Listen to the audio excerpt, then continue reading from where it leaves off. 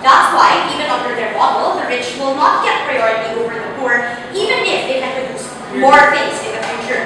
That's why business majors will also not get it more than the richer majors in status quo. Human dignity, ladies and gentlemen, is equal across the board, even among those who make bad choices. That's why we don't just kill off prisoners and we still feed them even if it costs states a lot. And that's why even if, as much as I am sad that Alan's dad could, I'm sure he could have contributed a lot more in the future, that is no reason to say that the person who could have contributed less deserved to die just like him, ladies and gentlemen. Essentially, what they haven't realized is that the denial of healthcare under their model is a death sentence. That sometimes, essentially, you are already condemning people to death. So there are two questions. One, how come your lack of contribution or potential contribution to the state already means that you do not deserve to live? And second of all, ladies and gentlemen, this is where I want to start responding to the rest of your side. Jerry tells us that it's morally permissible because practically we have scarcity. My first response to this is this.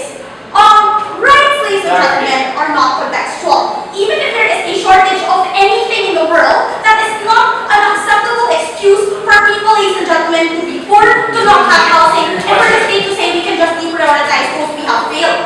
Even in the most crippled nations, states spend on jails and feed prisoners, even if they're never going to be released back into the community, right? And governments are judged better based on their treatment of those who are most vulnerable and who are most inclined to make bad choices. That's why even if the United States has 3 of the 20 richest individuals in the world, we still think that the equitable nation of Switzerland is better. Do not badger me.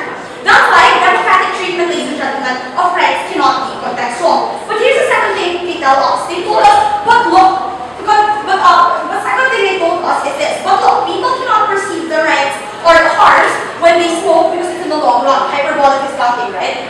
Jamie's case doesn't make sense because I'm not going to need healthcare tomorrow just because I smoke today, right? So the same problem applies. They're still going to get sick in the future. The natural inclination of individuals is to want to experience the causes now. That's why Lance told you that syntax makes more sense because that type of accountability, ladies and gentlemen, is immediately felt by the host.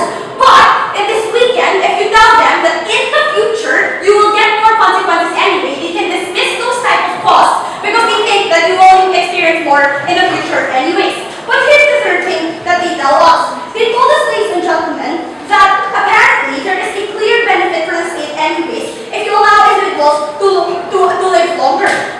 We don't even understand. The underlying assumption of this argument is that living longer is better for the state. But you cannot simply say that there is a correlation between the amount of time you live and then the productivity that you can produce. Because productivity, ladies and gentlemen, is not quantified by time. Some people can do so much more even if they live shorter. That's why a first come first served basis, ladies and gentlemen, makes a lot more sense.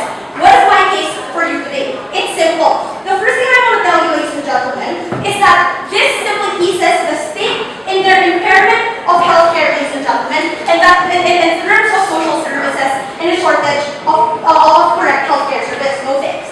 I want to deconstruct and collapse the entire notion of talking about the government as if they are an entity that is invisible in the sky and above us. Let's face it, they are simply a bunch of politicians trying to preserve their reputation and their position in power. And I will tell you at the end of this argument, it will be significantly more difficult for people to demand for healthcare under their model to be fixed. Why? We could see this early as now, ladies and gentlemen,